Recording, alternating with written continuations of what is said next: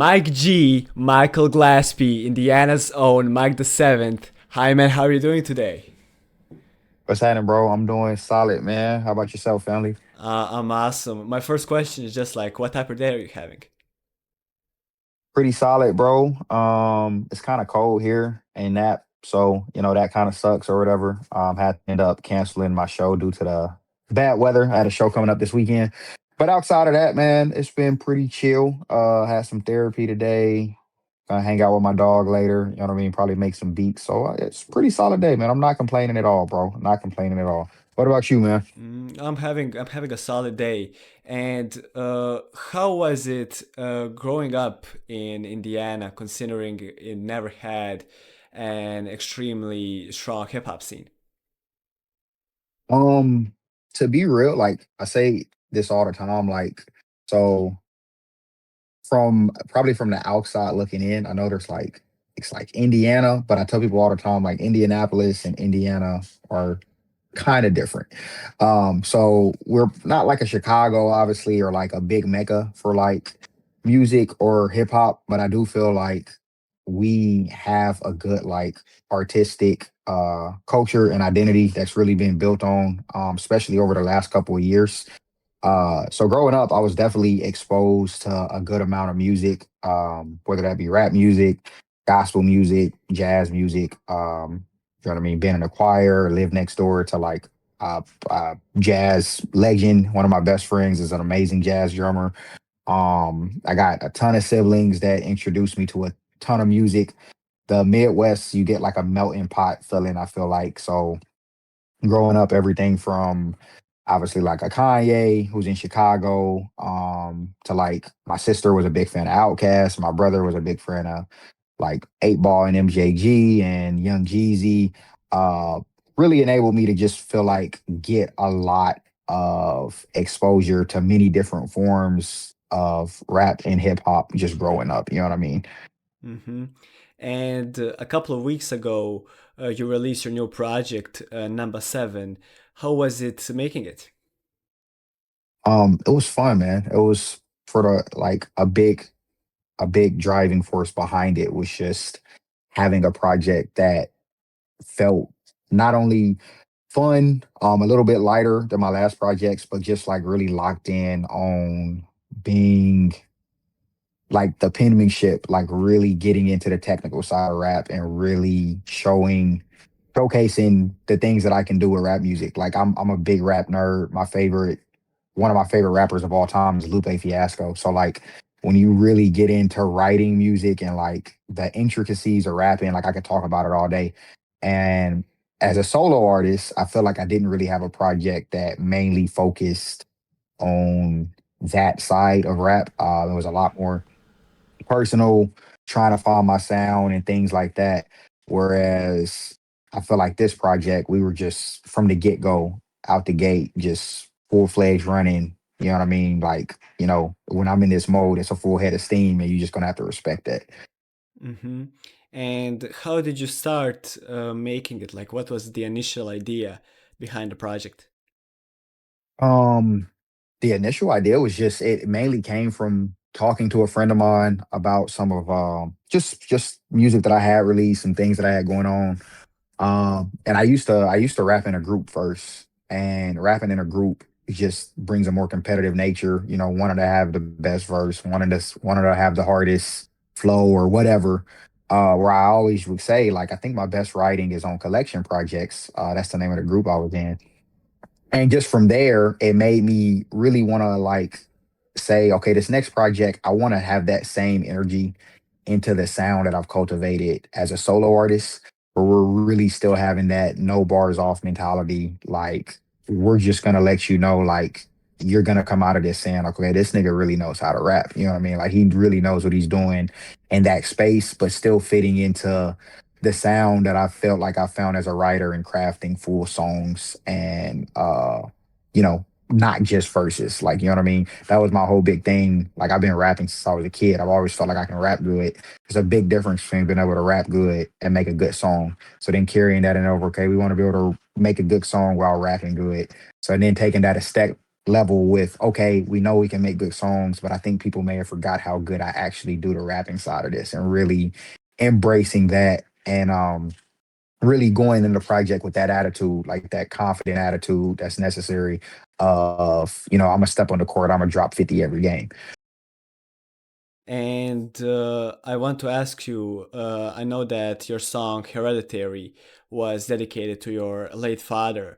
And in what way has your dad, outside of the obvious, influenced the way that you make music in your life? Uh, um, my dad was just like super, super cool, bro. Like anybody would know you, like, how you have those people that you know, and it's like no matter where you go, they're gonna run into somebody that's like, oh, I know who you like. Hey, bro, like, hey, like my dad was just super cool. Like that's the main takeaway that I feel like I got from him, personality wise. Really chill, really relaxed demeanor. But at the same time, he was an athlete, so he was very competitive. So just those two things kind of coexisting, I feel like is the main thing that I feel like I took from him. Like he's a very smooth individual, and I try to have that represented in my music for sure. And like with Hereditary, the sample is Benson by Breezing by George Benson, which was one of my dad's favorite songs. So like just even stuff like that, a lot of the music that I like to sample, that I like to get into, is heavily influenced by the things that I would hear being in the car with him, going on road trips with him, doing all of those type of things. Hmm. And you mentioned that you are going to therapy. And I want to ask you, when did you start taking care of your mental health? I've been going for a little over a year now. So I ended up really going maybe a couple months after my dad passed away. Um, and it was something that, to be honest, my girlfriend had recommended to me for a while. And just event life was just on my ass. It'd be like that where sometimes it's just things are just kind of rough. And now I love it. It's one of those things that I feel like it's hard to get into. I feel like people have a stigma with therapy and talking to somebody. But I would recommend it to anybody. I think it's something that can help you no matter where you are in life, whether you're really low, whether you're in the middle, whether you're going through really high highs. But it's really nice to just have that person you can confide in and talk to about things you may not feel comfortable talking to people that are closer to you, or just in general. Sometimes you just need to be able to vent and just have somebody respect if you're just venting. So it's something that I recommend, to anyone now. I'm like, you should give it a go. Like you'll probably like it more than you realize, because I definitely didn't think I would. I look forward to every Thursday knowing that I'm gonna get to see and talk to my therapist. Hmm. And I know that you stated that artists like Night Wonder and Currency and J Dilla, and you mentioned Lupe Fiasco, are some of your favorites. And in what way would you say did those people influence your art? Um, well, the reason that I wanted, like, most people, unless you're like, I guess, a real music nerd, people don't really know that like Ninth Wonder is like the first real producer for using FL Studio. So like when I was a kid, I would stay with my cousins, and like, this is back when streaming wasn't a thing. So like, we didn't want to watch whatever DVDs were there.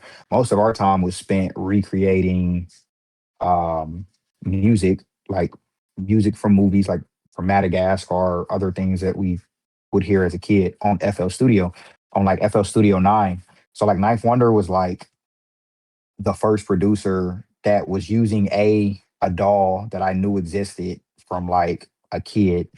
And also he's a sample based producer. Like the chopping, the way his beats are, a lot of the arrangements and the type of samples that I look for are very heavily influenced by, oh, Knife, this sound like something Knife Wonder would have made. You know what I mean? So like in that regard, he's one of the big reasons that I started producing, even way before I started rapping. Had an interest in producing and an appreciation for sampling and just the music that's not hip hop that goes on to influence hip hop. And Lupe Fiasco is like if we're gonna talk like for real pen, like really writing, like the dude's like he's just on a different level, bro. And so like him, same with Dilla. I can say the same thing with Dilla for as I was saying with Knife Wonder, obviously, just the way they were going about it. And they were just some of the first people growing up that I could really grasp onto and be like, whatever they're doing is what I want to do.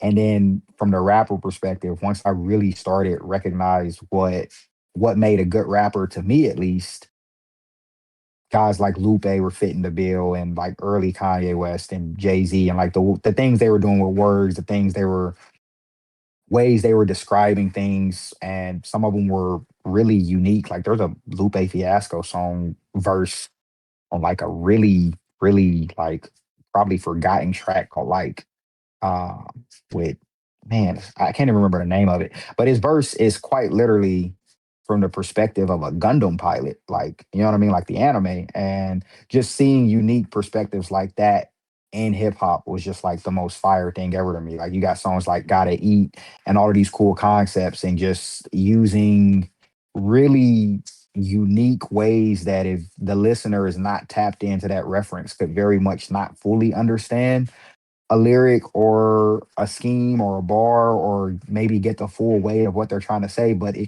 if you do, it just the digging and the wanting to find out more and all of that, it just opened up a whole new world of my appreciation for hip hop at the technical level for sure.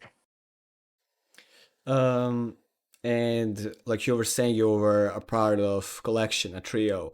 What did that experience of not being a solo artist made you understand? What's like the biggest difference between being solo and being in a group?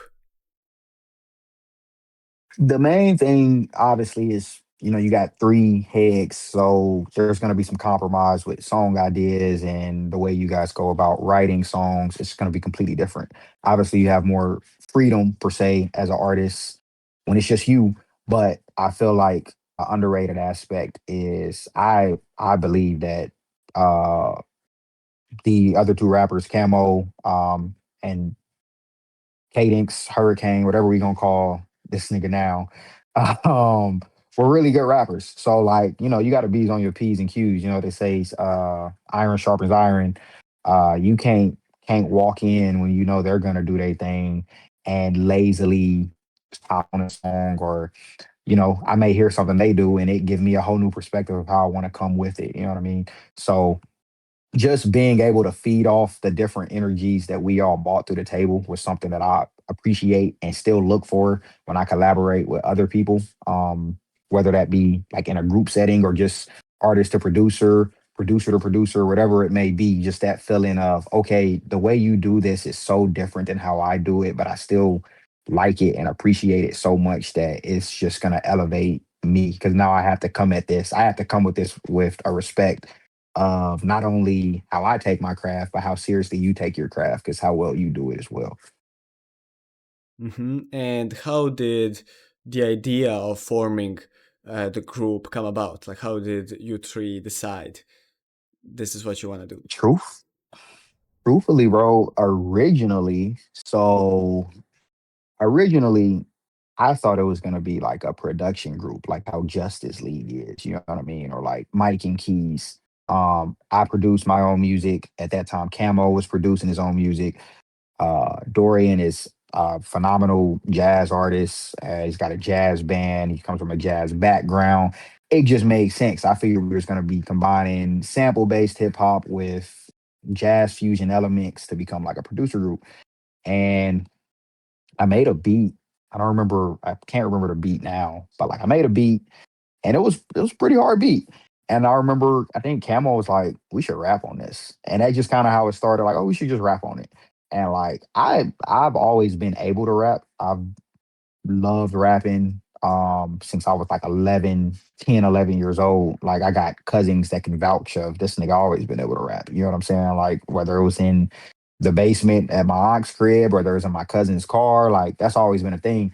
But it was never like something that until that time I had like a real interest of maybe like saying I'm gonna actually pursue it. So they got me in the ring. They got me to even check into the game at all just from him kind of being like, we should rap on this. And then from there, it was like, okay, we was rapping on it. And then it was like, this is way better than I was expecting. And then from there, it was like, okay, this is fun. And we was just able to start growing and taking it a lot more seriously. And I think everything I did with collection is a huge part of what I've been able to do as an artist by myself. Just confidence, the type of songs that I make, knowing what works for me, knowing what doesn't work for me, knowing things I want to talk about, knowing things I want people to get out of my music.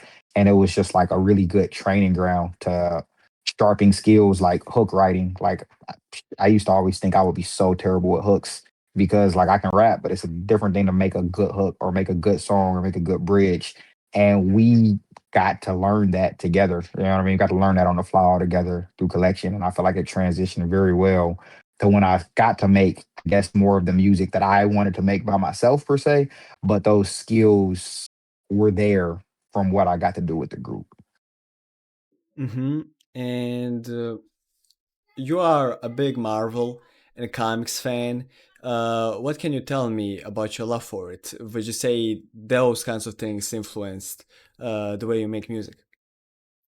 Oh, absolutely, bro. Absolutely. I don't have it set up here, but like at my old apartment, the vocal booth that I had was like completely layered out in comic books. It's a nice escape. Like I've always been into just I feel like as a creative, you have to be able to tap into different mediums and different forms of art. And comic books really are a very much a form of art when you really are into them. There's a love to it. There's a love of collecting. I used to collect sneakers. I still do to an extent, but not as much as I used to. And comics, I went from collecting shoes to collecting comic books to there being certain stories that are like, but just all of that, the artwork, the characters themselves. There's a lot of it's interesting, the things that makes comics cool is they have different writers. Like you can have 15 different people write Spider-Man, but at the end of the day, it should still feel like Spider-Man. So just really being able to get into that, I feel like helps my music. I feel like I get to make some really cool references just from how much I'm into Marvel. Um, and just it keeps you creative. Like, I mean, some things in comic books are so insane that you would probably say them out loud and they kind of sound a little goofy or a little bit stupid.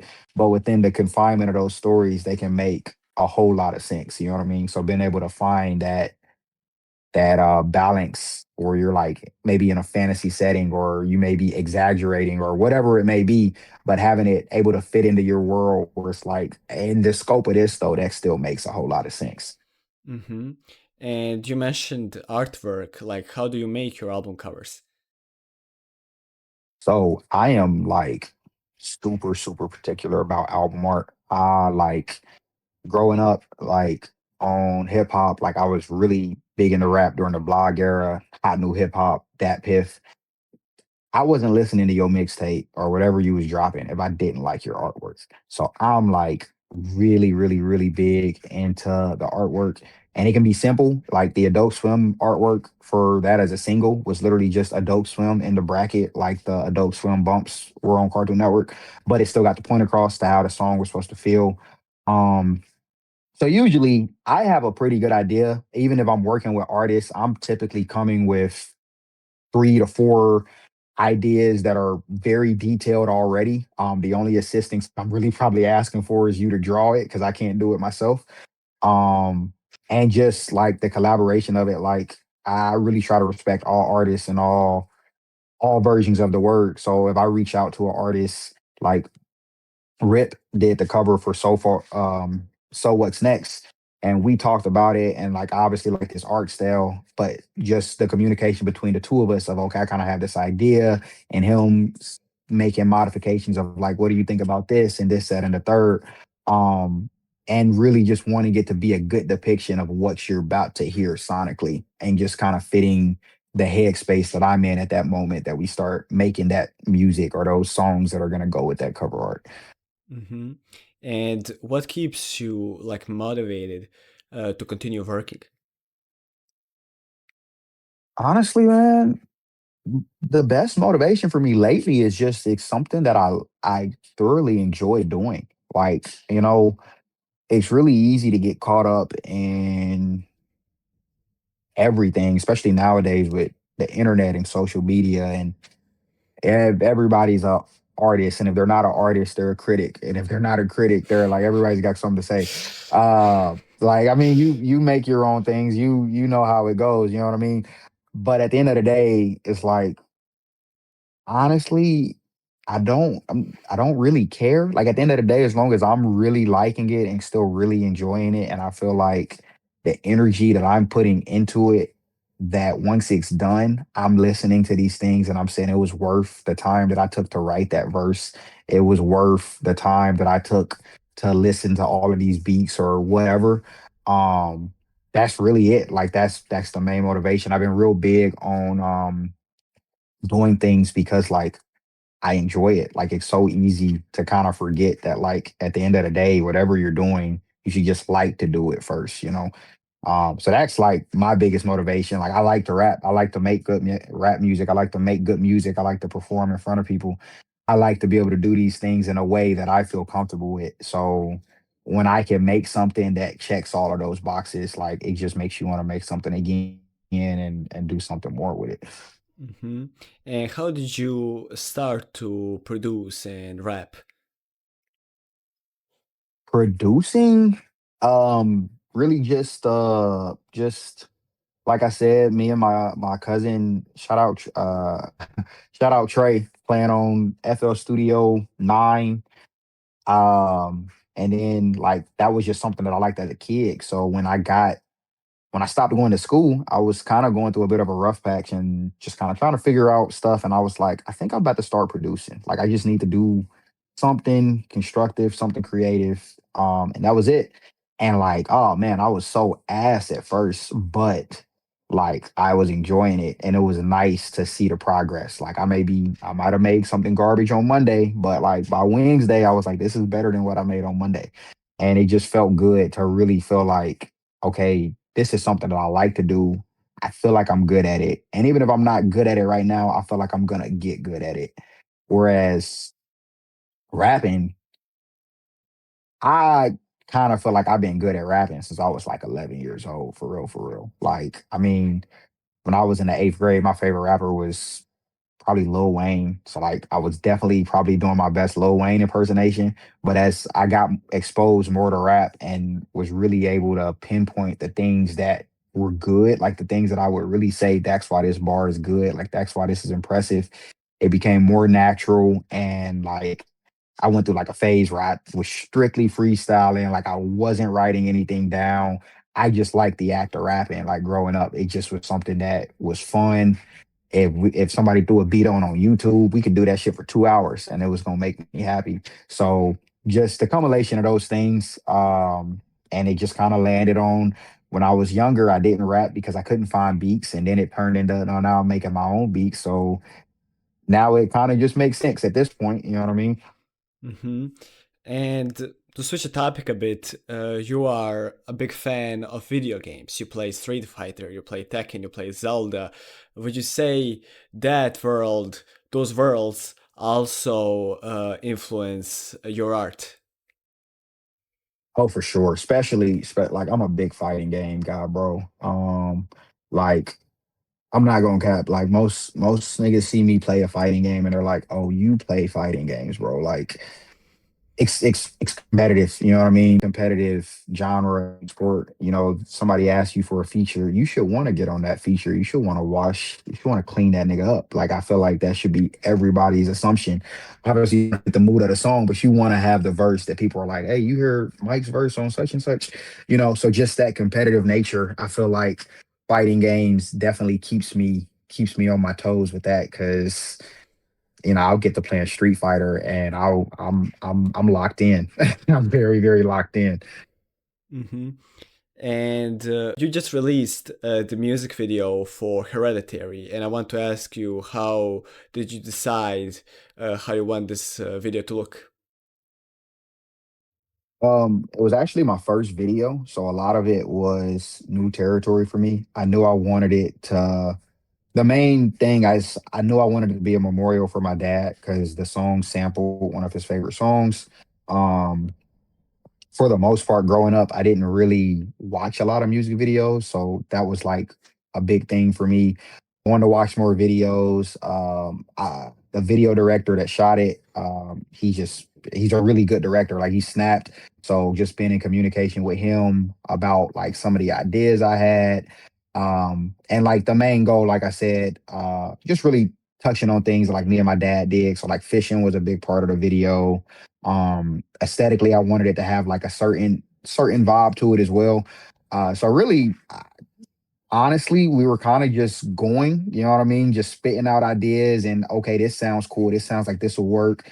And, you know, uh once the training wheels were off, after we kind of jotted some ideas down and got to talk, it was very just day of like we're gonna run with this. This is the main goal. We want this to be the end goal and proper planning and it came out really, really good. I was very proud of it. It definitely some probably one of my favorite things I did last year, to be completely honest. Hmm. And I know a few years ago, Eminem added you to a Audio Mac playlist of his. How did it feel to have such a big name in a way co-sign you?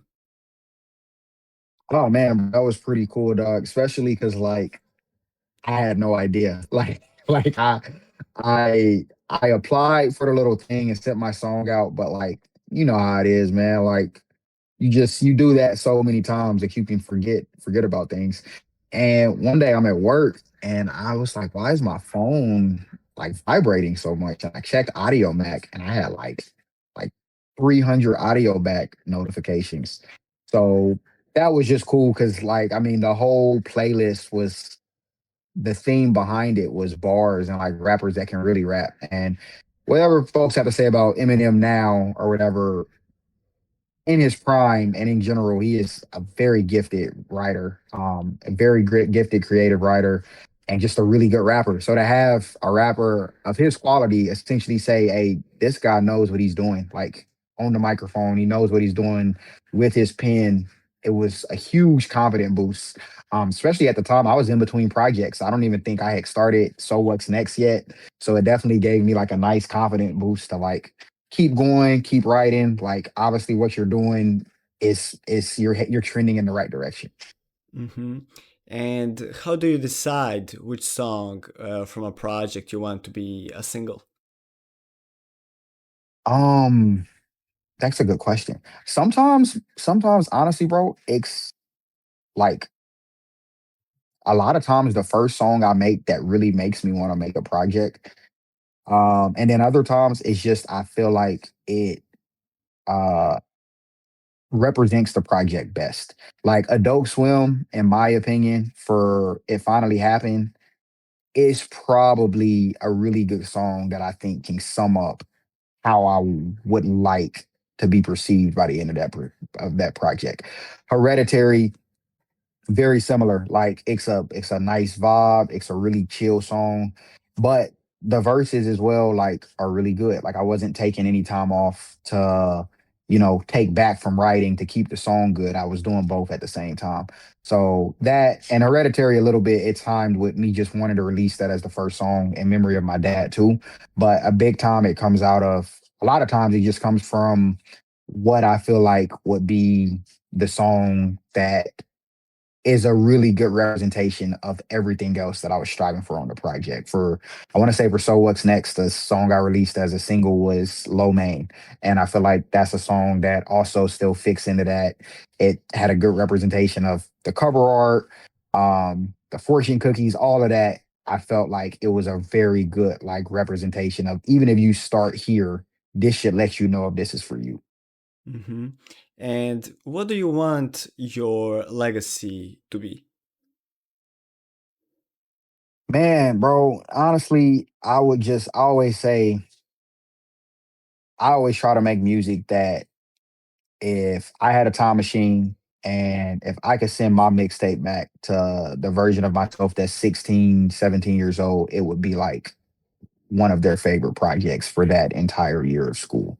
So at the end of the day, I would just like my legacy to be where someone, no matter their age, could say, like, hey, this project for me, like when I think of this time in my life, this is a project that sticks out to me. Like this made me have an appreciation for music, for hip hop, for rap in a different way. Like the same way for me that an album like Pilot Talk 2 by Currency did for me, or like More About Nothing by Wale, or No More Heroes by XV. Like those are mixtapes that I can pretty much give you 3 to 4 mixtapes of like every year that I was in high school that were like very defining to me growing throughout my adolescence and taking parts from those things that became really core parts of my identity. Hmm. And you've done many live performances. How do you prepare for one? Practice, bro.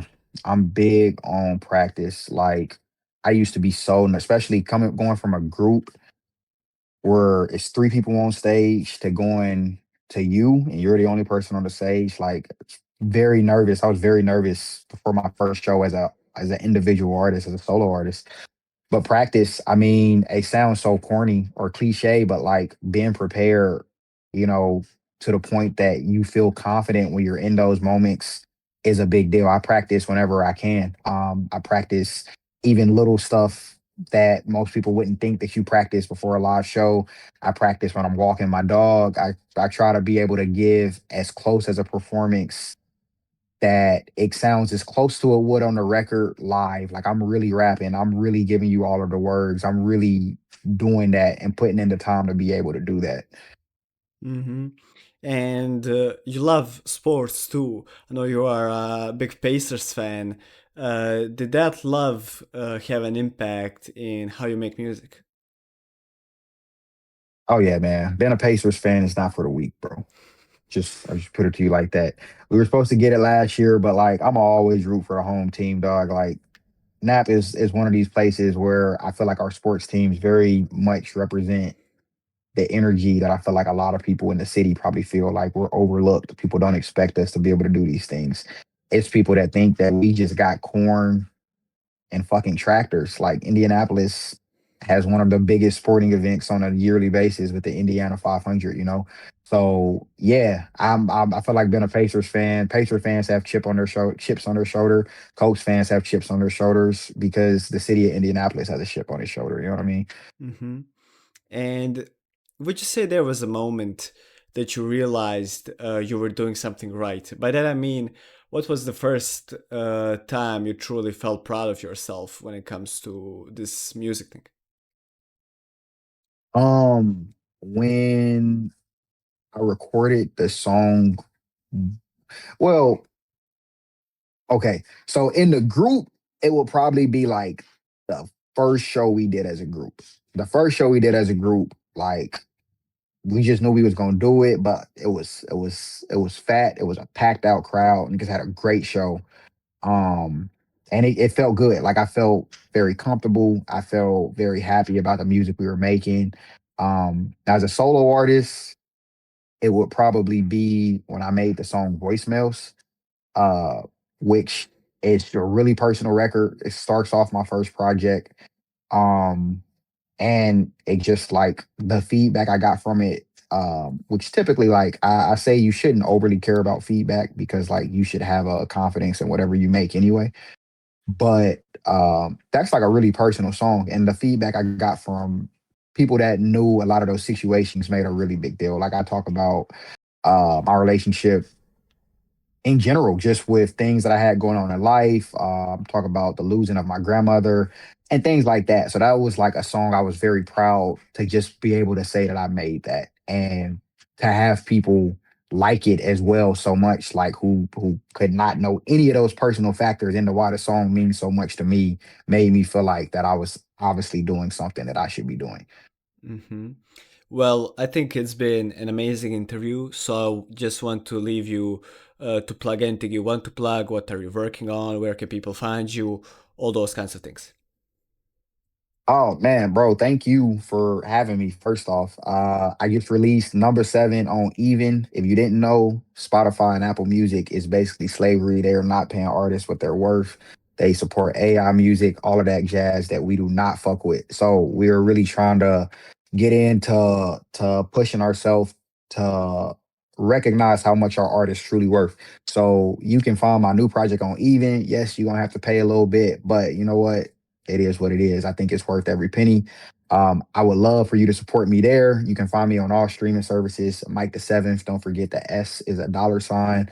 Follow me on Instagram and Twitter at the same handles. If you're in the Midwest, I'm trying to come do a show with you. You know what I mean? Fuck with your boy. If you are in the city, if not, reach out to me. You know what I'm saying? I don't mind making a trip to do some rapping ever at all.